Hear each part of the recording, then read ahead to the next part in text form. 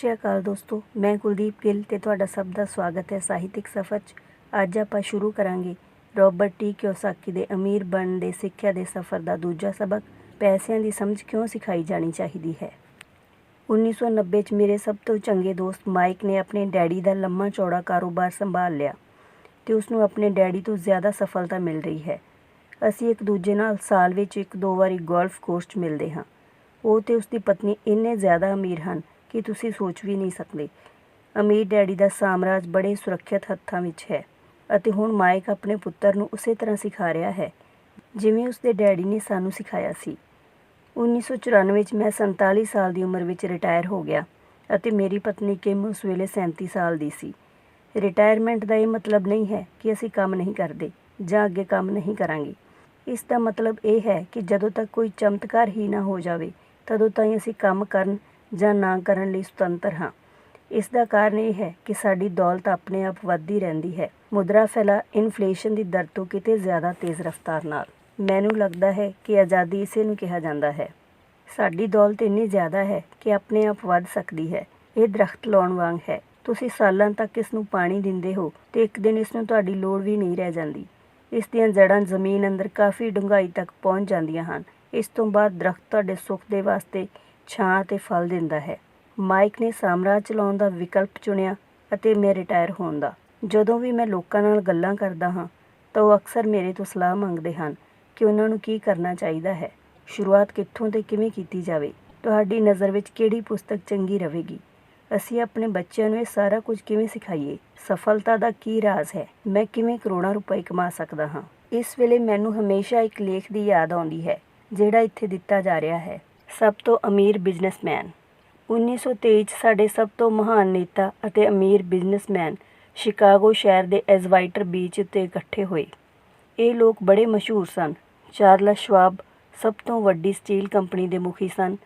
Samuel ਇਨਸੂਲ ਦੁਨੀਆ ਦੀ ਸਭ ਤੋਂ ਵੱਡੀ ਯੂਟਿਲਿਟੀ ਦੇ ਚੇਅਰਮੈਨ ਸਨ। ਹਾਵਰਡ ਹਾਬਸਨ ਸਭ ਤੋਂ ਵੱਡੀ ਗੈਸ ਕੰਪਨੀ ਦੇ ਮੁਖੀ ਸਨ। ਆਈਵਰ ਕਰੂਜ਼ਰ ਦੁਨੀਆ ਦੀਆਂ ਸਾਰੀਆਂ ਤੋਂ ਵੱਡੀਆਂ ਕੰਪਨੀਆਂ ਵਿੱਚੋਂ ਇੱਕ ਇੰਟਰਨੈਸ਼ਨਲ ਮੈਚ ਕੰਪਨੀ ਦੇ ਚੇਅਰਮੈਨ ਸਨ। Leon Fraser bank of international settlements ਦੇ ਚੇਅਰਮੈਨ ਸਨ। Richard Whitney New York stock exchange ਦੇ ਮੁਖੀ ਸਨ। ਆਰਥਰ ਕਾਟਨ ਅਤੇ ਜੇਸੀ ਲਿਵਰਮੋਰ ਸਭ ਤੋਂ ਵੱਡੇ ਸਟਾਕ ਸਪੈਕੂਲੇਟਰਜ਼ ਸ਼ੇਅਰ ਦਾ ਕਾਰੋਬਾਰ ਕਰਨ ਵਾਲੇ ਸਨ ਤੇ ਅਲਬਰਟ ਫਾਲ ਪ੍ਰੈਜ਼ੀਡੈਂਟ ਹਾਰਡਿੰਗ ਦੇ ਕੈਬਨਿਟ 'ਚ ਮੰਤਰੀ ਸਨ। 25 ਸਾਲ ਬਾਅਦ ਇਹਨਾਂ ਵਿੱਚੋਂ 9 ਵਿਅਕਤੀਆਂ ਦਾ ਅੰਤ ਇਸ ਤਰ੍ਹਾਂ ਹੋਇਆ। ਸ਼ਵਾਬ 5 ਸਾਲ ਤੱਕ ਕਰਜ਼ 'ਚ ਡੁੱਬੇ ਰਹਿਣ ਤੋਂ ਬਾਅਦ ਗਰੀਬੀ ਵਿੱਚ ਮਰਿਆ। ਇਨਸੂਲ ਦੀ ਮੌਤ ਵਿਦੇਸ਼ 'ਚ ਦਿਵਾਲੀਏਪਨ ਘਾਟੇ ਦੀ ਹਾਲਤ ਕਾਰਨ ਹੋਈ। ਕਰੂਜ਼ਰ ਅਤੇ ਕਾਟਨ ਵੀ ਗਰੀਬੀ ਵਿੱਚ ਮਰੇ। ਹਾਬਸਨ ਪਾਗਲ ਹੋ ਗਏ। ਵਾਈਟਨੀ ਅਤੇ ਅਲਬਰਟ ਫਾਲ ਉਸ ਸਮੇਂ ਜੇਲ੍ਹ ਤੋਂ ਰਿਹਾ ਹੋਏ ਸਨ। ਫਰੇਜ਼ੀਅਰ ਅਤੇ ਲਿਵਰਮੋਰ ਖੁਦਕੁਸ਼ੀ ਕਰ ਚੁੱਕੇ ਸਨ। ਸ਼ਾਇਦ ਕੋਈ ਵੀ ਠੀਕ ਤਰ੍ਹਾਂ ਇਹ ਨਹੀਂ ਦੱਸ ਸਕਦਾ ਕਿ ਇਹਨਾਂ ਨਾਲ ਇੰਜ ਕਿਉਂ ਹੋਇਆ। ਇਹ ਸਾਲ 1923 ਦੀ ਗੱਲ ਹੈ। ਅਸੀਂ ਇੰਨਾ ਅੰਦਾਜ਼ਾ ਤਾਂ ਲਾ ਸਕਦੇ ਹਾਂ ਕਿ 1929 ਦੇ ਮਾਰਕੀਟ ਕ੍ਰੈਸ਼ ਅਤੇ ਵੱਡੀ ਆਰਥਿਕ ਮੰਦੀ ਦੇ ਠੀਕ ਪਹਿਲਾਂ ਦਾ ਸਮਾਂ ਸੀ। ਮੰਦੀ ਦਾ ਇਹਨਾਂ ਲੋਕਾਂ 'ਤੇ ਨਿਸ਼ਚਿਤ ਤੌਰ 'ਤੇ ਬਹੁਤ ਜ਼ਿਆਦਾ ਅਸਰ ਹੋਇਆ ਹੋਵੇਗਾ। ਦੇਖਣ ਵਾਲੀ ਗੱਲ ਇਹ ਹੈ ਕਿ ਅੱਜ ਅਸੀਂ ਇਹਨਾਂ ਲੋਕਾਂ ਤੋਂ ਵੀ ਜ਼ਿਆਦਾ ਮੁਸ਼ਕਿਲ ਸਮੇਂ 'ਚ ਜੀ ਰਹੇ ਹਾਂ। ਪਰਿਵਰਤਨ ਜ਼ਿਆਦਾ ਤੇਜ਼ੀ ਨਾਲ ਤੇ ਸਾਰੀ ਦੁਨੀਆ 'ਚ ਹੋ ਰਹੇ ਹਨ। ਮੈਨੂੰ ਲੱਗਦਾ ਹੈ ਕਿ ਆਉਣ ਵਾਲੇ 25 ਸਾਲਾਂ ਵਿੱਚ ਬਹੁਤੇ ਇਹੋ ਜਿਹੇ ਉਤਰਾਅ ਚੜ੍ਹਾਅ ਆਉਣਗੇ ਜਿਹੜੇ ਇਹਨਾਂ ਲੋਕਾਂ ਵੱਲੋਂ ਝੱਲੇ ਗਏ ਉਤਰਾਵਾਂ ਚੜ੍ਹਾਵਾਂ ਵਾਂਗ ਹੀ ਹੋਣਗੇ। ਮੈਨੂੰ ਇਹ ਚਿੰਤਾ ਹੈ ਕਿ ਬਹੁਤੇ ਲੋਕ ਸਿਰਫ ਪੈਸਿਆਂ ਉੱਤੇ ਹੀ ਧਿਆਨ ਲਾਈ ਬੈਠੇ ਹਨ ਤੇ ਆਪਣੀ ਸਭ ਤੋਂ ਵੱਡੀ ਦੌਲਤ ਉੱਤੇ ਧਿਆਨ ਨਹੀਂ ਦੇ ਰਹੇ, ਜਿਸ ਦਾ ਨਾਂ ਹੈ ਸਿੱਖਿਆ। ਜੇਕਰ ਲੋਕ ਲਚੀਲੇ ਹੋਣ, ਦਿਮਾਗ ਖੁੱਲ੍ਹਾ ਰੱਖਣ ਤੇ ਸਿੱਖਣ ਲਈ ਤਿਆਰ ਰਹਿਣ ਤਾਂ ਇਹਨਾਂ ਪਰਿਵਰਤਨਾਂ ਦੇ ਬਾਵਜੂਦ ਵੀ ਉਹ ਬੜੇ ਅਮੀਰ ਬਣ ਸਕਦੇ ਹਨ। ਜੇਕਰ ਲੋਕ ਇਹ ਸੋਚਣਗੇ ਕਿ ਪੈਸਾ ਹੀ ਉਹਨਾਂ ਦੀਆਂ ਉਲਝਣਾਂ ਨੂੰ ਸੁਲਝਾ ਸਕਦਾ ਹੈ ਤਾਂ ਇਹੋ ਜਿਹੇ ਲੋਕਾਂ ਲਈ ਅੱਗੇ ਆਉਣ ਵਾਲਾ ਸਮਾਂ ਬੜਾ ਪਰੇਸ਼ਾਨੀ ਭਰਿਆ ਹੋਵੇਗਾ। ਬੁੱਧੀ ਤੋਂ ਸਮੱਸਿਆਵਾਂ ਸੁਲਝਦੀਆਂ ਤੇ ਪੈਸਾ ਆਉਂਦਾ ਹੈ। ਜੇਕਰ ਤੁਹਾਡੇ ਕੋਲ ਪੈਸੇ ਦੀ ਸਮਝ ਨਹੀਂ ਹੈ ਤਾਂ ਪੈਸਾ ਚਾਹੇ ਆ ਵੀ ਜਾਵੇ ਪਰ ਉਹ ਤੁਹਾਡੇ ਕੋਲ ਜ਼ਿਆਦਾ ਦੇਰ ਤਾਈਂ ਟਿਕ ਨਹੀਂ ਸਕਦਾ। ਜ਼ਿਆਦਾਤਰ ਲੋਕ ਸਾਰੀ ਜ਼ਿੰਦਗੀ ਇਹ ਨਹੀਂ ਸਮਝ ਪਾਉਂਦੇ ਕਿ ਅਸਲ ਗੱਲ ਇਹ ਨਹੀਂ ਹੈ ਕਿ ਤੁਸੀਂ ਕਿੰਨਾ ਪੈਸਾ ਕਮਾ ਲੈਂਦੇ ਹੋ, ਬਲਕਿ ਇਹ ਹੈ ਕਿ ਤੁਸੀਂ ਕਿੰਨਾ ਪੈਸਾ ਬਚਾ ਲੈਂਦੇ ਹੋ। ਅਸੀਂ ਲਾਟਰੀ ਜਿੱਤਣ ਵਾਲੇ ਉਹਨਾਂ ਗਰੀਬ ਲੋਕਾਂ ਦੀਆਂ ਕਹਾਣੀਆਂ ਸੁਣੀਆਂ ਹਨ ਜਿਹੜੇ ਅਚਨਚੇਤ ਅਮੀਰ ਬਣ ਜਾਂਦੇ ਨੇ ਪਰ ਕੁਝ ਸਮਾਂ ਬਾਅਦ ਉਹ ਫਿਰ ਤੋਂ ਗਰੀਬ ਹੋ ਜਾਂਦੇ ਨੇ। ਇਹ ਲੋਕ ਲੱਖਾਂ ਕਰੋੜਾਂ ਜਿੱਤਦੇ ਹਨ ਫਿਰ ਵੀ ਉਹ ਮੁੜ ਕੇ ਉੱਥੇ ਹੀ ਆ ਜਾਂਦੇ ਹਨ ਜਿੱਥੋਂ ਉਹਨਾਂ ਨੇ ਸ਼ੁਰੂ ਕੀਤਾ ਸੀ। ਤੁਸੀਂ ਉਹਨਾਂ ਪ੍ਰੋਫੈਸ਼ਨਲ ਐਥਲੀਟਸ ਦੀਆਂ ਕਹਾਣੀਆਂ ਪੜ੍ਹੀਆਂ ਹੋਣਗੀਆਂ ਜਿਹੜੇ 24 ਸਾਲ ਦੀ ਉਮਰ ਵਿੱਚ ਹਰ ਸਾਲ ਕਰੋੜਾਂ ਡਾਲਰ ਕਮਾਉਂਦੇ ਹਨ ਅਤੇ 34 ਸਾਲ ਦੀ ਉਮਰ 'ਚ ਉਹਨਾਂ ਨੂੰ ਪੁੱਲ ਦੇ ਥੱਲੇ ਸੌਣਾ ਪੈਂਦਾ ਹੈ। ਅੱਜ ਦੇ ਹੀ ਅਖਬਾਰ 'ਚ ਇੱਕ ਨੌਜਵਾਨ ਬਾਸਕਟਬਾਲ ਖਿਡਾਰੀ ਦੀ ਖਬਰ ਛਪੀ, ਜਿਹੜਾ 1 ਸਾਲ ਪਹਿਲਾਂ ਕਰੋੜਾਂ ਦਾ ਮਾਲਿਕ ਸੀ। ਅੱਜ ਉਹ ਸ਼ਿਕਾਇਤ ਕਰਦਾ ਫਿਰ ਰਿਹਾ ਹੈ ਕਿ ਉਸਦੇ ਦੋਸਤਾਂ, ਵਕੀਲਾਂ ਤੇ ਅਕਾਊਂਟੈਂਟਸ ਨੇ ਉਸਦੇ ਪੈਸਿਆਂ ਨੂੰ ਹੜੱਪ ਲਿਆ ਅਤੇ ਇਸੇ ਕਾਰਨ ਅੱਜ ਉਸਨੂੰ ਬਹੁਤ ਘੱਟ ਮਜ਼ਦੂਰੀ ਤੇ ਕਾਰ ਧੋਣ ਦਾ ਕੰਮ ਕਰਨਾ ਪੈ ਰਿਹਾ ਹੈ। ਉਹ ਸਿਰਫ 29 ਸਾਲਾਂ ਦਾ ਹੈ। ਉਸਨੂੰ ਕਾਰ ਧੋਣ ਦੇ ਕੰਮ ਤੋਂ ਵੀ ਕੱਢ ਦਿੱਤਾ ਗਿਆ। ਇਸ ਦਾ ਕਾਰਨ ਇਹ ਸੀ ਕਿ ਉਸਨੇ ਕਾਰ ਸਾਫ਼ ਕਰਦੇ ਵਕਤ ਆਪਣੀ ਚੈਂਪੀਅਨਸ਼ਿਪ ਰਿੰਗ ਉਤਾਰਨ ਤੋਂ ਇਨਕਾਰ ਕਰ ਦਿੱਤਾ ਤੇ ਇਸ ਲਈ ਉਸਦੀ ਅਖਬਾਰ 'ਚ ਖਬਰ ਛਪ ਗਈ। ਉਹ ਆਪਣੇ ਕੱਢੇ ਜਾਣ ਦਾ ਵਿਰੋਧ ਕਰ ਰਿਹਾ ਹੈ ਅਤੇ ਕਹਿੰਦਾ ਹੈ ਕਿ ਇਹ ਵਿਤਕਰਾ ਹੈ। ਅੰਗੂਠੀ ਤਾਂ ਉਸਦੀ ਮਹਾਨ ਜ਼ਿੰਦਗੀ ਦੀ ਇਕਲੌਤੀ ਨਿਸ਼ਾਨੀ ਹੈ। ਉਸ ਦਾ ਕਹਿਣਾ ਹੈ ਕਿ ਜੇਕਰ ਤੁਸੀਂ ਉਸਦੀ ਅੰਗੂਠੀ ਲਹਾ ਲਵੋਗੇ ਤਾਂ ਉਸਦੇ ਕੋਲ ਜ਼ਿੰਦਾ ਰਹਿਣ ਦਾ ਕੋਈ ਸਹਾਰਾ ਨਹੀਂ ਬਚੇਗਾ ਤੇ ਉਹ ਮਰ ਜਾਵੇਗਾ। ਸਾਲ 1997 'ਚ ਮੈਂ ਇਹੋ ਜਿਹੇ ਬਹੁਤੇ ਲੋਕਾਂ ਨੂੰ ਜਾਣਦਾ ਹਾਂ ਜਿਹੜੇ ਨਵੇਂ-ਨਵੇਂ ਕਰੋੜਪਤੀ ਬਣ ਰਹੇ ਹਨ। ਇੱਕ ਵਾਰ ਫਿਰ ਇਹ 1920 ਦੇ ਉਛਾਲ ਵਾਲੇ ਦਹਾਕੇ ਦੀ ਯਾਦ ਦਿਵਾਉਂਦਾ ਹੈ। ਹਾਲਾਂਕਿ ਮੈਂ ਖੁਸ਼ ਹਾਂ ਕਿ ਇੰਨੇ ਜ਼ਿਆਦਾ ਲੋਕ ਅਮੀਰ ਬਣਦੇ ਜਾ ਰਹੇ ਹਨ, ਪਰ ਮੈਂ ਉਹਨਾਂ ਨੂੰ ਚੇਤਾਵਨੀ ਦੇਣਾ ਚਾਹੁੰਦਾ ਹਾਂ ਕਿ ਲੰਮੇ ਸਮੇਂ 'ਚ ਮਹੱਤਵਪੂਰਨ ਨਹੀਂ ਹੈ ਕਿ ਤੁਸੀਂ ਕਿੰਨਾ ਪੈਸਾ ਕਮਾਇਆ, ਬਲਕਿ ਮਹੱਤਵਪੂਰਨ ਇਹ ਹੈ ਕਿ ਤੁਸੀਂ ਕਿੰਨਾ ਪੈਸਾ ਬਚਾਇਆ ਤੇ ਕਿੰਨੀਆਂ ਪੀੜ੍ਹੀਆਂ ਤੱਕ ਉਸ ਪੈਸੇ ਨੂੰ ਜਮ੍ਹਾਂ ਕਰਕੇ ਰੱਖ ਸਕਦੇ ਹੋ। ਜਦੋਂ ਲੋਕ ਮੈਨੂੰ ਪੁੱਛਦੇ ਹਨ, ਅਸੀਂ ਕਿਵੇਂ ਸ਼ੁਰੂ ਕਰੀਏ ਜਾਂ ਮੈਨੂੰ ਦੱਸੋ ਕਿ ਮੈਂ ਛੇਤੀ ਤੋਂ ਛੇਤੀ ਕਿਵੇਂ ਅਮੀਰ ਬਣ ਸਕਦਾ ਹਾਂ, ਤਾਂ ਉਹ ਮੇਰੇ ਜਵਾਬ ਤੋਂ ਬੜੇ ਨਿਰਾਸ਼ ਹੁੰਦੇ ਹਨ। ਮੈਂ ਉਹਨਾਂ ਨੂੰ ਸਿਰਫ ਇਹੀ ਕਹਿੰਦਾ ਹਾਂ ਜਿਹੜਾ ਮੇਰੇ ਅਮੀਰ ਡੈਡੀ ਨੇ ਮੈਨੂੰ ਬਚਪਨ 'ਚ ਕਿਹਾ ਸੀ, ਜੇਕਰ ਤੁਸੀਂ ਅਮੀਰ ਬਣਨਾ ਚਾਹੁੰਦੇ ਹੋ ਤਾਂ ਤੁਹਾਡੇ ਕੋਲ ਪੈਸੇ ਦੀ ਸਮਝ ਹੋਣੀ ਚਾਹੀਦੀ ਹੈ। ਜਦੋਂ ਵੀ ਮੈਂ ਅਮੀਰ ਡੈਡੀ ਨੂੰ ਮਿਲਦਾ ਸੀ, ਇਹ ਵਿਚਾਰ ਮੇਰੇ ਦਿਮਾਗ 'ਚ ਹਰ ਵਾਰ ਵਾੜਿਆ ਜਾਂਦਾ ਸੀ। ਜਿਵੇਂ ਮੈਂ ਕਿਹਾ, ਮੇਰੇ ਪੜ੍ਹੇ ਲਿਖੇ ਡੈਡੀ ਹਮੇਸ਼ਾ ਕਿਤਾਬਾਂ ਪੜ੍ਹਨ ਦੇ ਫਾਇਦੇ ਦੱਸਦੇ ਰਹਿੰਦੇ ਸਨ। ਦੂਜੇ ਪਾਸੇ ਮੇਰੇ ਅਮੀਰ ਡੈਡੀ ਵਿੱਤੀ ਸਾਖਰਤਾ ਜਾਂ ਪੈਸੇ ਦੀ ਸਮਝ ਨੂੰ ਵਿਕਸਿਤ ਕਰਨ 'ਤੇ ਜ਼ੋਰ ਦਿੰਦੇ ਸਨ। ਜੇਕਰ ਤੁਸੀਂ ਐਮਪਾਇਰ ਸਟੇਟ ਬਿਲਡਿੰਗ ਬਣਾਉਣ ਜਾ ਰਹੇ ਹੋ ਤਾਂ ਸਭ ਤੋਂ ਪਹਿਲਾਂ ਤੁਹਾਨੂੰ ਇੱਕ ਡੂੰਘਾ ਟੋਆ ਪੁੱਟਣਾ ਪਵੇਗਾ ਤੇ ਇੱਕ ਮਜ਼ਬੂਤ ਨੀਂਹ ਰੱਖਣੀ ਪਵੇਗੀ। ਜੇਕਰ ਤੁਸੀਂ ਕਿਸੇ ਉਪਨਗਰ 'ਚ ਇੱਕ ਘਰ ਬਣਾਉਣ ਜਾ ਰਹੇ ਹੋ ਤਾਂ ਤੁਹਾਨੂੰ ਸਿਰਫ 6 ਇੰਚ ਦਾ ਕੰਕਰੀਟ ਦਾ ਸਲੈਬ ਪਾਉਣਾ ਹੋਵੇਗਾ। ਜ਼ਿਆਦਾਤਰ ਲੋਕ ਅਮੀਰ ਬਣਨ ਦੇ ਚੱਕਰ ਵਿੱਚ 6 ਇੰਚੀ ਸਲੈਬ ਤੇ ਐਮਪਾਇਰ ਸਟੇਟ ਬਿਲਡਿੰਗ ਖੜੀ ਕਰਨਾ ਚਾਹੁੰਦੇ ਹਨ। ਸਾਡਾ ਸਕੂਲੀ ਸਿਸਟਮ ਉਸ ਜ਼ਮਾਨੇ ਦਾ ਹੈ ਜਦੋਂ ਖੇਤੀ ਕਿਰਸਾਨੀ ਹੀ ਅਰਥ ਵਿਵਸਥਾ ਦਾ ਆਧਾਰ ਸੀ। ਅੱਜ ਵੀ ਇਹ ਬਿਨਾਂ ਨੀਂਹ ਦੇ ਘਰਾਂ ਤੇ ਭਰੋਸਾ ਕਰਦਾ ਹੈ। ਧੂੜ ਮਿੱਟੀ ਭਰਿਆ ਫਰਸ਼ ਅੱਜ ਵੀ ਹਰਮਨ ਪਿਆਰਾ ਹੈ। ਇਸ ਲਈ ਸਕੂਲ ਤੋਂ ਨਿਕਲਣ ਵਾਲੇ ਬੱਚਿਆਂ ਦੀ ਕੋਈ ਆਰਥਿਕ ਨੀਂਹ ਨਹੀਂ ਹੁੰਦੀ। ਇੱਕ ਦਿਨ ਜਦੋਂ ਉਹਨਾਂ ਨੂੰ ਨੀਂਦਰ ਨਹੀਂ ਆਉਂਦੀ ਤੇ ਉਹ ਕਰਜ਼ 'ਚ ਡੁੱਬ ਜਾਂਦੇ ਹਨ ਤਾਂ ਉਹ ਅਮਰੀਕੀ ਸੁਪਨੇ ਨੂੰ ਦੇਖਦੇ ਹਨ ਤੇ ਇਹ ਨਿਰਣਾ ਕਰਦੇ ਹਨ ਕਿ ਪੈਸੇ ਦੀ ਜਿਹੜੀ ਸਮੱਸਿਆ ਉਹਨਾਂ ਦੇ ਸਾਹਮਣੇ ਖੜੀ ਹੈ, ਉਸ ਨੂੰ ਅਮੀਰ ਹੋ ਕੇ ਹੀ ਸੁਲਝਾਇਆ ਜਾ ਸਕਦਾ ਹੈ। ਇਮਾਰਤ ਬਣਨਾ ਸ਼ੁਰੂ ਹੋ ਜਾਂਦੀ ਹੈ। ਇਹ ਤੇਜ਼ੀ ਨਾਲ ਉੱਪਰ ਨੂੰ ਵੱਧਦੀ ਹੈ ਅਤੇ ਛੇਤੀ ਹੀ ਐਮਪਾਇਰ ਸਟੇਟ ਬਿਲਡਿੰਗ ਦੀ ਬਜਾਏ ਸਾਡੇ ਕੋਲ ਸਬਰਬੀਆ ਦਾ ਲੀਨਿੰਗ ਟਾਵਰ ਹੁੰਦਾ ਹੈ। ਸਾਡੀ ਰਾਤਾਂ ਦੀ ਨੀਂਦਰ ਇੱਕ ਵਾਰ ਫਿਰ ਉੱਡ ਜਾਂਦੀ ਹੈ। ਮਾਈਕ ਤੇ ਮੇਰੇ ਲਈ ਦੋਵੇਂ ਹੀ ਵਿਕਲਪ ਸੰਭਵ ਸਨ ਕਿਉਂਕਿ ਸਾਡੀ ਆਰਥਿਕ ਨੀਂਹ ਮਜ਼ਬੂਤ ਸੀ ਤੇ ਪੈਸਿਆਂ ਦੀ ਸਮਝ ਸਾਨੂੰ ਬਚਪਨ ਤੋਂ ਹੀ ਸਿਖਾਈ ਗਈ ਸੀ। ਦੇਖਿਆ ਜਾਵੇ ਤਾਂ ਅਕਾਊਂਟਿੰਗ ਸ਼ਾਇਦ ਦੁਨੀਆ ਦਾ ਸਭ ਤੋਂ ਬੋਰਿੰਗ ਵਿਸ਼ਾ ਹੈ। ਇਹ ਬਹੁਤ ਉਲਝਣ ਭਰਿਆ ਵਿਸ਼ਾ ਵੀ ਹੈ, ਪਰ ਜੇਕਰ ਤੁਸੀਂ ਲੰਮੇ ਸਮੇਂ ਤੱਕ ਅਮੀਰ ਬਣੇ ਰਹਿਣਾ ਚਾਹੁੰਦੇ ਹੋ ਤਾਂ ਇਹ ਸਭ ਤੋਂ ਮਹੱਤਵਪੂਰਨ ਵਿਸ਼ਾ ਵੀ ਹੈ। ਸਵਾਲ ਇਹ ਹੈ ਕਿ ਤੁਸੀਂ ਬੋਰਿੰਗ ਤੇ ਉਲਝਣ ਭਰੇ ਵਿਸ਼ੇ ਨੂੰ ਆਪਣੇ ਬੱਚਿਆਂ ਨੂੰ ਕਿਵੇਂ ਸਿਖਾ ਸਕਦੇ ਹੋ। ਇਸ ਸਵਾਲ ਦਾ ਜਵਾਬ ਇਸ ਨੂੰ ਸੌਖਾ ਬਣਾ ਕੇ ਪਹਿਲਾਂ ਇਸ ਨੂੰ ਤਸਵੀਰਾਂ ਦੇ ਜ਼ਰੀਏ ਸਿੱਖੋ। ਅਮੀਰ ਡੈਡੀ ਨੇ ਮਾਈਕ ਤੇ ਮੇਰੇ ਵਾਸਤੇ ਇੱਕ ਮਜ਼ਬੂਤ ਆਰਥਿਕ ਨੀਂਹ ਪਾਈ ਸੀ। ਕਿਉਂਕਿ ਅਸੀਂ ਛੋਟੇ ਬੱਚੇ ਸੀ, ਇਸ ਲਈ ਉਹਨਾਂ ਨੇ ਸਾਨੂੰ ਸਿਖਾਉਣ ਦਾ ਇੱਕ ਸੌਖਾ ਤਰੀਕਾ ਈਜਾਦ ਕੀਤਾ। ਸਾਲਾਂ ਤੱਕ ਉਹ ਕੇਵਲ ਚਿੱਤਰ ਬਣਾਉਂਦੇ ਰਹੇ ਤੇ ਉਹਨਾਂ ਦੇ ਨਾਲ-ਨਾਲ ਸ਼ਬਦਾਂ ਦਾ ਇਸਤੇਮਾਲ ਕਰਕੇ ਸਾਨੂੰ ਸਮਝਾਉਂਦੇ ਰਹੇ। ਜਦੋਂ ਮਾਈਕ ਨੇ ਅਤੇ ਮੈਂ ਉਹਨਾਂ ਸੌਖੇ ਚਿੱਤਰਾਂ ਜਾਂ ਡਾਇਆਗ੍ਰਾਮਸ ਦੀ ਸਹਾਇਤਾ ਨਾਲ ਆਰਥਿਕ ਸ਼ਬਦਾਵਲੀ ਤੇ ਪੈਸਿਆਂ ਦੀ ਖੇਡ ਨੂੰ ਸਮਝ ਲਿਆ ਤਾਂ ਅਗਲੇ ਕੁਝ ਸਾਲਾਂ ਬਾਅਦ ਅਮੀਰ ਡੈਡੀ ਨੇ ਅੰਕਾਂ ਨੂੰ ਜੋੜਨਾ ਸ਼ੁਰੂ ਕੀਤਾ। ਅੱਜ ਮਾਈਕ ਨੂੰ ਜਿੰਨੇ ਅਕਾਊਂਟਿੰਗ ਵਿਸ਼ਲੇਸ਼ਣ ਦੀ ਲੋੜ ਹੈ, ਉਹ ਉਸ ਤੋਂ ਵੀ ਕਿਤੇ ਸੂਖਮ ਤੇ ਜਟਿਲ ਵਿਸ਼ਲੇਸ਼ਣ ਕਰਨ 'ਚ ਮਾਹਿਰ ਹੈ। ਉਸਦੇ ਕੋਲ 10 ਅਰਬ ਡਾਲਰ ਦਾ ਸਾਮਰਾਜ ਹੈ।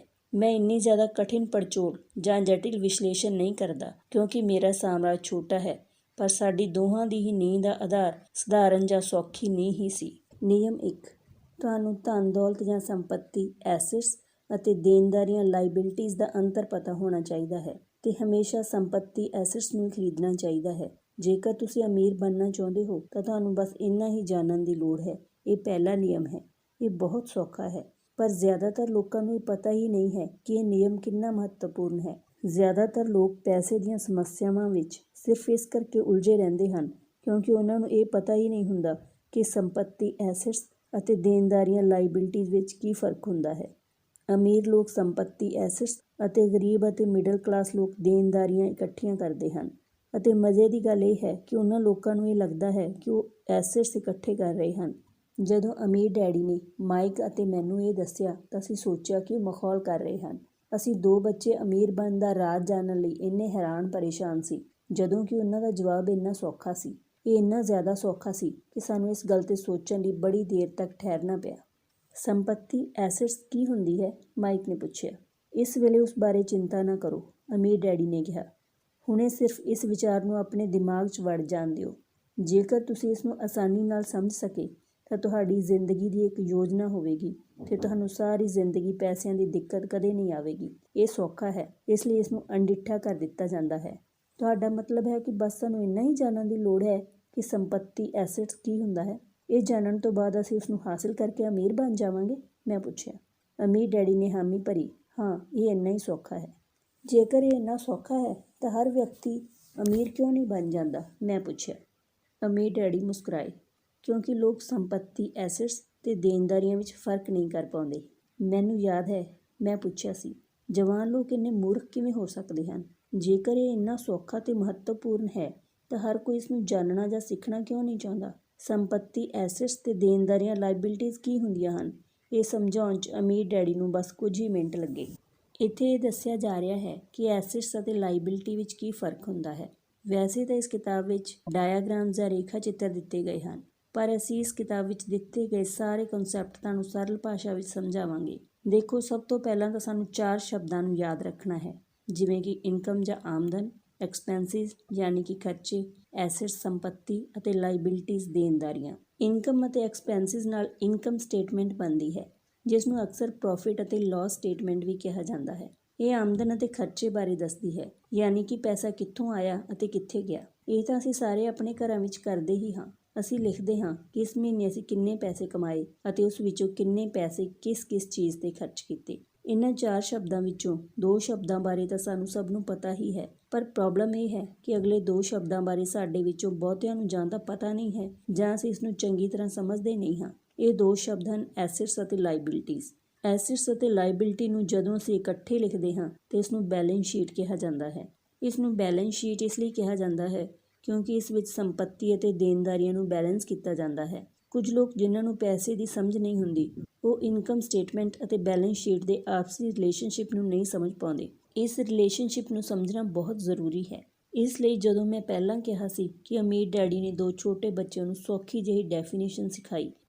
ਉਹਨਾਂ ਨੇ ਕਿਹਾ ਕਿ ਐਸੈਟ ਉਹ ਹੁੰਦਾ ਹੈ ਜਿਹੜਾ ਤੁਹਾਡੀ ਜੇਬ ਵਿੱਚ ਪੈਸਾ ਪਾਉਂਦਾ ਹੈ, ਯਾਨੀ ਕਿ ਇਹ ਤੁਹਾਨੂੰ ਪੈਸੇ ਬਣਾ ਕੇ ਦਿੰਦਾ ਹੈ। ਵਧੀਆ, ਸੌਖੀ ਅਤੇ ਈਜ਼ੀ ਟੂ ਯੂਜ਼ ਡੈਫੀਨੇਸ਼ਨ ਹੈ ਨਾ? ਅਤੇ ਲਾਇਬਿਲਿਟੀ ਤੁਹਾਡੀ ਜੇਬ ਵਿੱਚੋਂ ਪੈਸਾ ਕੱਢਦੀ ਹੈ। ਉਦਾਹਰਨ ਦੇ ਤੌਰ 'ਤੇ ਇੱਕ ਵਿਅਕਤੀ ਲੋਨ ਜਾਂ EMI 'ਤੇ ਕਾਰ ਖਰੀਦਦਾ ਹੈ। ਉਹ ਕਾਰ ਸਿਰਫ ਦਿਖਾਵੇ ਤੇ ਘੁੰਮਣ ਫਿਰਨ ਲਈ ਖਰੀਦਦਾ ਹੈ। ਉਹ ਹਰ ਮਹੀਨੇ EMI ਜਾਂ ਕਿਸ਼ਤ ਭਰਦਾ ਹੈ, ਫਿਰ ਕਾਰ ਨੂੰ ਚਲਾਉਣ ਲਈ ਫਿਊਲ 'ਤੇ ਪੈਸੇ ਖਰਚਦਾ ਹੈ। ਕਾਰ ਦੇ ਮੇਨਟੇਨੈਂਸ ਜਾਂ ਰਿਪੇਅਰ ਵਗੈਰਾ 'ਤੇ ਵੀ ਪੈਸੇ ਖਰਚਣੇ ਪੈਂਦੇ ਹਨ। ਇਸ ਪ੍ਰਕਾਰ ਇਹ ਕਾਰ ਲਗਾਤਾਰ ਉਸ ਦੀ ਜੇਬ ਵਿੱਚੋਂ ਪੈਸੇ ਕਢਵਾਉਂਦੀ ਰਹਿੰਦੀ ਹੈ, ਇਸ ਲਈ ਇਹ ਉਸ ਦੇ ਲਈ ਲਾਇਬਿਲਿਟੀ ਹੈ। ਅਤੇ ਇਸ ਦੇ ਉਲਟ ਇੱਕ ਵਿਅਕਤੀ ਕਾਰ ਜਾਂ ਆਟੋ ਖਰੀਦਦਾ ਹੈ ਅਤੇ ਉਸ ਨੂੰ ਕਿਰਾਏ ਲਈ ਯੂਜ਼ ਕਰਦਾ ਹੈ, ਜਿਸ ਕਰਕੇ ਉਸ ਕੋਲ ਹਰ ਰੋਜ਼ ਪੈਸੇ ਆਉਂਦੇ ਹਨ, ਯਾਨੀ ਕਿ ਇਹ ਕਾਰ ਹਰ ਰੋਜ਼ ਉਸ ਦੀ ਜੇਬ ਵਿੱਚ ਪੈਸੇ ਪਾਉਂਦੀ ਹੈ। ਇਸ ਕਰਕੇ ਇਹ ਕਾਰ ਉਸ ਦੇ ਲਈ ਐਸੈਟ ਹੈ।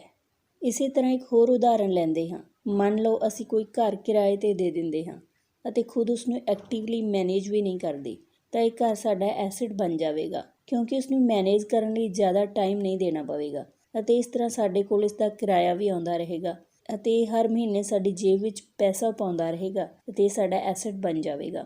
ਅਤੇ ਇਸ ਦੇ ਉਲਟ ਲਾਇਬਿਲਿਟੀ ਉਹ ਚੀਜ਼ ਹੈ ਜਿਹੜੀ ਸਾਡੀ ਜੇਬ ਵਿੱਚੋਂ ਪੈਸਾ ਕਢਵਾਉਂਦੀ ਹੈ।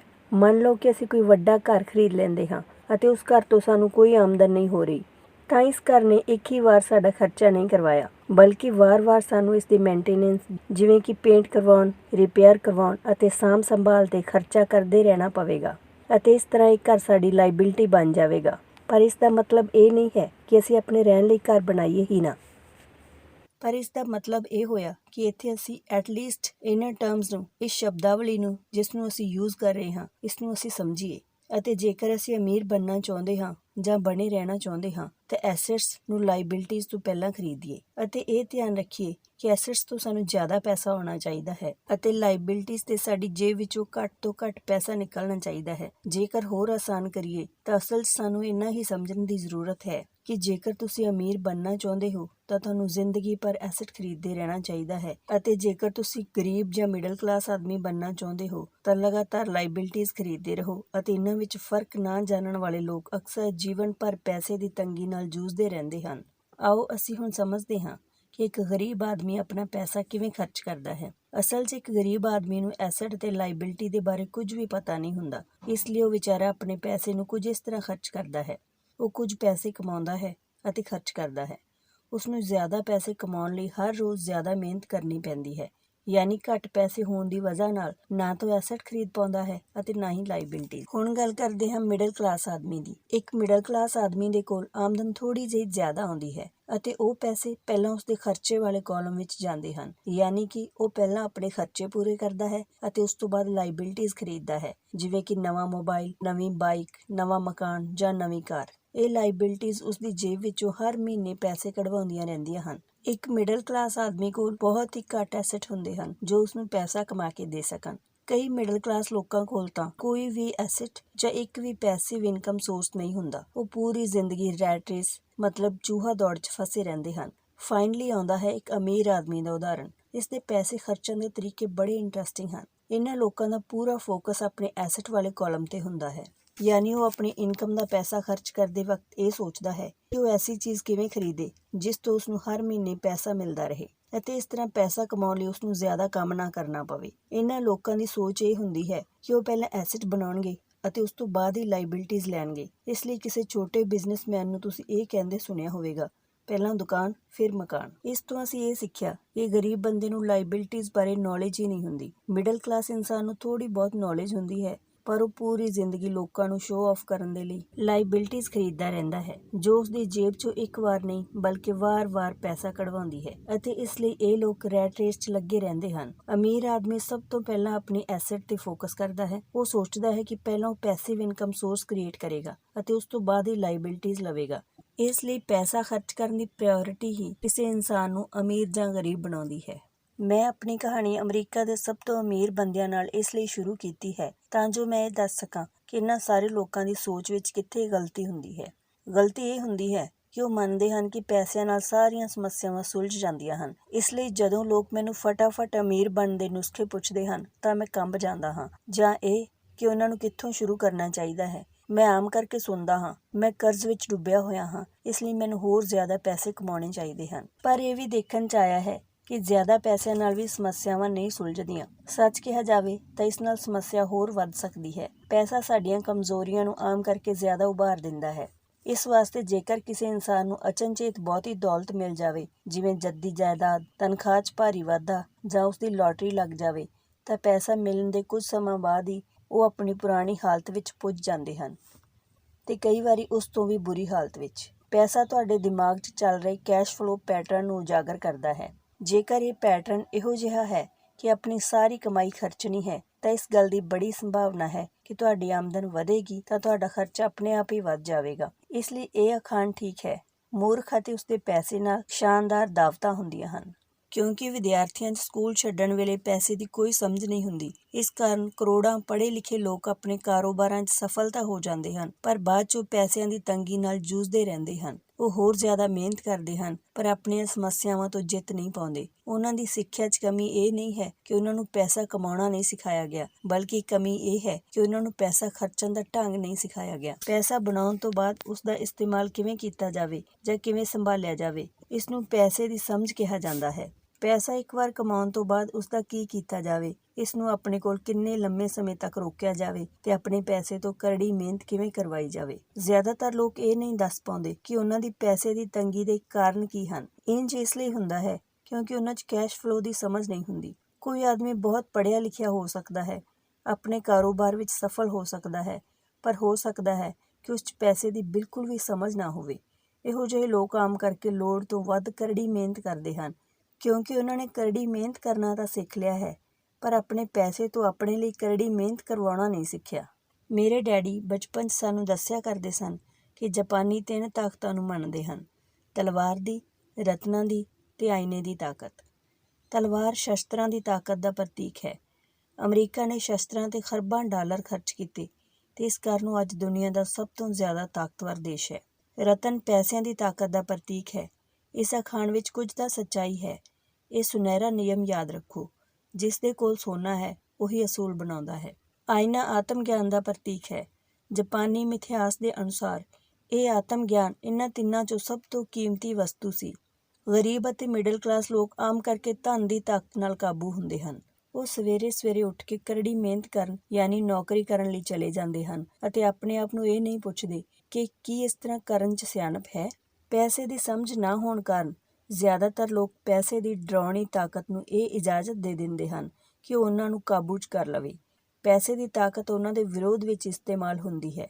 ਜੇਕਰ ਉਹ ਆਈਨੇ ਦੀ ਤਾਕਤ ਦਾ ਇਸਤੇਮਾਲ ਕਰਦੇ ਤਾਂ ਉਹ ਆਪਣੇ ਆਪ ਨੂੰ ਇਹ ਸਵਾਲ ਪੁੱਛਦੇ ਕਿ ਇਸ ਵਿੱਚ ਸਿਆਣਪ ਹੈ। ਬਹੁਤੀ ਵਾਰੀ ਆਪਣੀ ਅੰਦਰੂਨੀ ਸਿਆਣਪ 'ਤੇ ਭਰੋਸਾ ਕਰਨ ਦੀ ਬਜਾਏ ਲੋਕ ਭੀੜ ਦੇ ਨਾਲ ਚੱਲਣ ਲੱਗ ਪੈਂਦੇ ਹਨ। ਉਹ ਕੋਈ ਕੰਮ ਇਸ ਲਈ ਕਰਦੇ ਹਨ ਕਿਉਂਕਿ ਸਾਰੇ ਲੋਕ ਇਹੀ ਕੰਮ ਕਰ ਰਹੇ ਹਨ। ਉਹ ਸਵਾਲ ਪੁੱਛਣ ਦੀ ਬਜਾਏ ਨਕਲ ਕਰਨ ਲੱਗਦੇ ਹਨ। ਅਕਸਰ ਉਹ ਨਾਸਮਝੀ ਦੇ ਕਾਰਨ ਉਹੀ ਦੁਹਰਾਉਂਦੇ ਹਨ ਜਿਹੜਾ ਉਹਨਾਂ ਨੂੰ ਸਿਖਾਇਆ ਗਿਆ ਹੈ। ਇਸ ਤਰ੍ਹਾਂ ਦੇ ਵਿਚਾਰ ਕਿ ਤੁਹਾਡਾ ਘਰ ਤੁਹਾਡੀ ਸਭ ਤੋਂ ਵੱਡੀ ਸੰਪત્ਤੀ ਹੈ, ਤੁਹਾਡਾ ਘਰ ਤੁਹਾਡਾ ਸਭ ਤੋਂ ਵੱਡਾ ਨਿਵੇਸ਼ ਹੈ।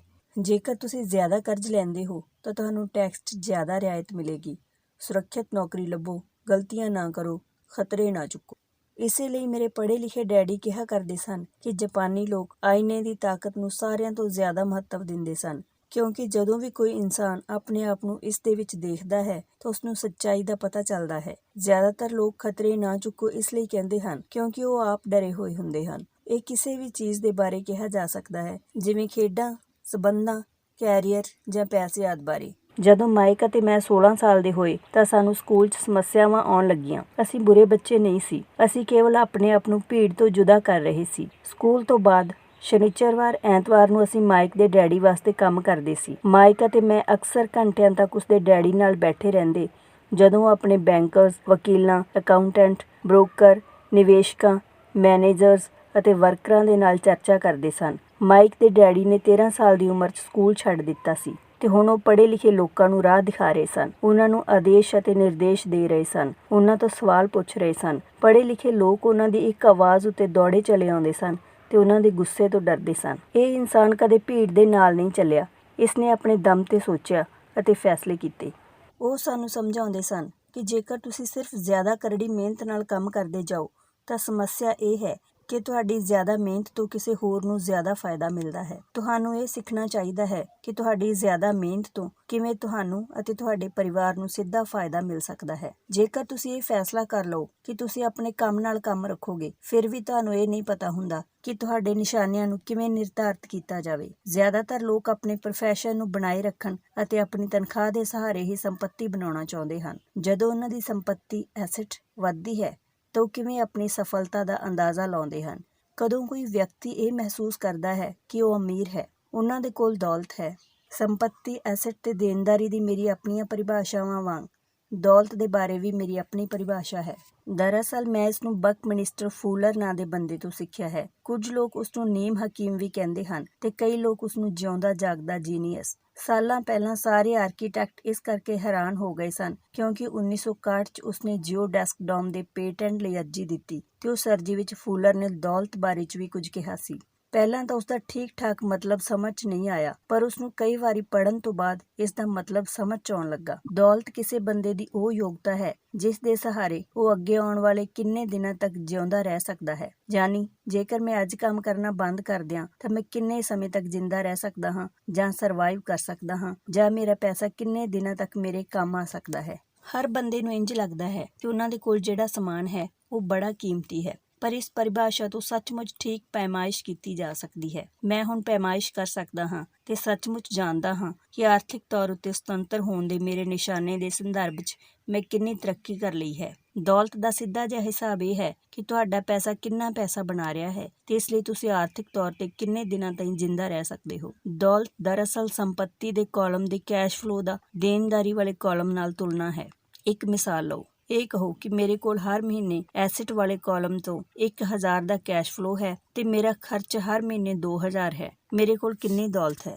ਹੁਣ ਅਸੀਂ ਬਕਮਿਨਿਸਟਰ ਫੂਲਰ ਦੀ ਵਿਆਖਿਆ ਵੱਲ ਚੱਲੀਏ। ਉਸ ਦੀ ਵਿਆਖਿਆ ਦੇ ਹਿਸਾਬ ਨਾਲ ਮੈਂ ਕਿੰਨੇ ਦਿਨਾਂ ਤੱਕ ਜਿਉਂਦਾ ਰਹਿ ਸਕਦਾ ਹਾਂ। ਜੇਕਰ ਅਸੀਂ ਇੱਕ ਮਹੀਨੇ ਅੰਦਰ 30 ਦਿਨ ਮੰਨ ਲਈਏ ਤਾਂ ਇਸ ਵਿਆਖਿਆ ਦੇ ਹਿਸਾਬ ਨਾਲ ਮੈਂ 15 ਦਿਨਾਂ ਤੱਕ ਜਿਉਂਦਾ ਰਹਿ ਸਕਦਾ ਹਾਂ ਜਾਂ ਸਰਵਾਈਵ ਕਰ ਸਕਦਾ ਹਾਂ। ਜਦੋਂ ਮੈਂ ਆਪਣੀ ਸੰਪत्ति ਐਸਟ ਵਾਲੇ ਕਾਲਮ ਤੋਂ ਹਰ ਮਹੀਨੇ 2000 ਦਾ ਕੈਸ਼ ਫਲੋ ਹਾਸਿਲ ਕਰਨ ਲੱਗ ਜਾਵਾਂਗਾ ਤਾਂ ਮੈਂ ਦੌਲਤਮੰਦ ਹੋ ਜਾਵਾਂਗਾ। ਹਾਲਾਂਕਿ ਮੈਂ ਅਮੀਰ ਨਹੀਂ ਹਾਂ, ਪਰ ਮੈਂ ਦੌਲਤਮੰਦ ਤਾਂ ਜ਼ਰੂਰ ਹਾਂ।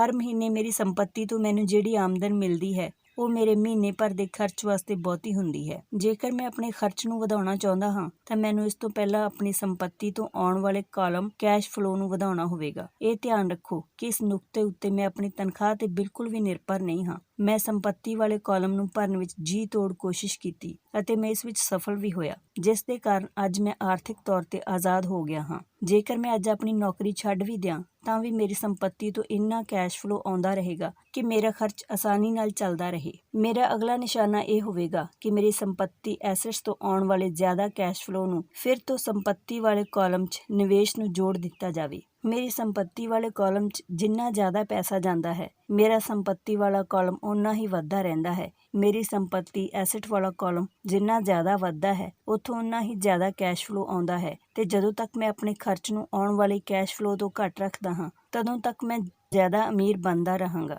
ਤੇ ਧਿਆਨ ਦੇਣ ਵਾਲੀ ਗੱਲ ਇਹ ਹੈ ਕਿ ਮੇਰੀ ਆਮਦਨ ਸਰੀਰਕ ਮਿਹਨਤ ਨਾਲ ਨਹੀਂ ਬਲਕਿ ਦੂਜੇ ਜ਼ਰੀਆਂ ਤੋਂ ਆ ਰਹੀ ਹੈ। ਜਦੋਂ ਤੱਕ ਪੁਨਰ ਨਿਵੇਸ਼ ਰੀਇਨਵੈਸਟਮੈਂਟ ਦੀ ਇਹ ਪ੍ਰਕਿਰਿਆ ਚੱਲਦੀ ਰਹਿੰਦੀ ਹੈ, ਮੈਂ ਅਮੀਰ ਬਣਨ ਦੀ ਰਾਹ ਤੇ ਤੇਜ਼ੀ ਨਾਲ ਚੱਲਦਾ ਰਹਾਂਗਾ। ਅਮੀਰੀ ਦੀ ਅਸਲੀ ਵਿਆਖਿਆ ਦੇਖਣ ਵਾਲੇ ਦੀ ਨਜ਼ਰ 'ਚ ਹੁੰਦੀ ਹੈ। ਇਸ ਸੌਖੇ ਸਬਕ ਨੂੰ ਯਾਦ ਰੱਖੋ। ਅਮੀਰ ਸੰਪत्ति ਐਸੈਟਸ ਖਰੀਦਦੇ ਹਨ, ਗਰੀਬ ਕੇਵਲ ਖਰਚ ਕਰਦੇ ਹਨ। ਮਿਡਲ ਕਲਾਸ ਦੇਣਦਾਰੀਆਂ ਖਰੀਦਦਾ ਹੈ, ਪਰ ਉਹ ਸੋਚਦਾ ਹੈ ਕਿ ਉਹ ਸੰਪत्ति ਖਰੀਦ ਰਿਹਾ ਹੈ।